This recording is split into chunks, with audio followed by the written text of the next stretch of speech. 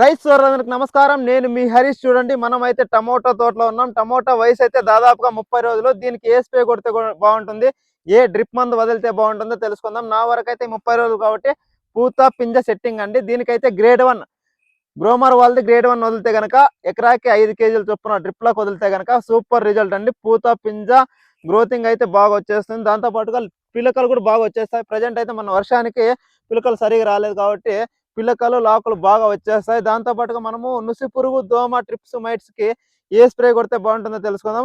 నా వరకు అయితే షిన్వా అండి. షిన్వా ఎకరాకి 160 ml తో స్ప్రే చేస్తే గనక ట్రిప్స్, మైట్స్, దోమ, పచ్చి పురుగు పూర్తిగా కంట్రోల్ అయ్యి గ్రోతింగ్ అయితే వచ్చేస్తుంది.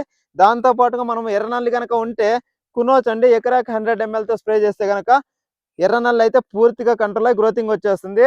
ఇంకోటి ఏమంటే మనము ఇప్పుడు అంటే డ్రెంచింగ్ అయితే అయిపోయింది. మొన్న రీసెంట్ గా డ్రెంచింగ్ చేసినారండి. దాంతో పాటుగా మనము డ్రిప్పులకు పూత పింజ సెట్టింగ్ కోసం ఏదన్నా డ్రిప్ మందు వదులుకుంటే బాగుంటుందని చాలా మంది రైతులు అడుగుతుంటారు. ఎంసీ సెట్ అండి, ఇది చాలా వీడియోలో చెప్పినాను కనుక. ఎంసీ సెట్ ఎకరాకి లీటర్తో డ్రిప్ లో వదిలిస్తే కనుక చాలా గ్రోతింగ్ వచ్చేస్తుంది. దాంతో పాటుగా పూత పింజ సెట్ ఎట్లా వచ్చిండే పూత అట్లే పట్టేస్తుందండి.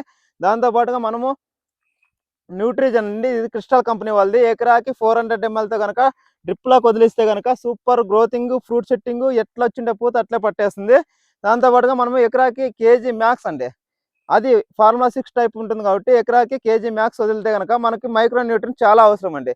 ఎందుకంటే మైక్రో న్యూట్రియన్స్ ఉండడం వల్ల పంట దిగుబడి అయితే పెరుగుతుంది. మనం ఎంత దిగుబడి వస్తే మనం రైతుకి అంత లాభం ఉంటుంది కనుక మైక్రో న్యూట్రియన్స్ చాలా రకాలుగా మనం వదిలితే బాగుంటుంది. టమోటాకి మైక్రో న్యూట్రియన్స్ అంటే మ్యాక్స్ లేదంటే ఆగ్రోమిన్ సాయిల్ ప్లస్ అండి. ఇది ఎకరాకి 5 కేజీల చొప్పున డ్రిప్ లో గనక వదిలిస్తే గనక సూపర్ గా అయితే వచ్చేస్తుంది గ్రోతింగ్.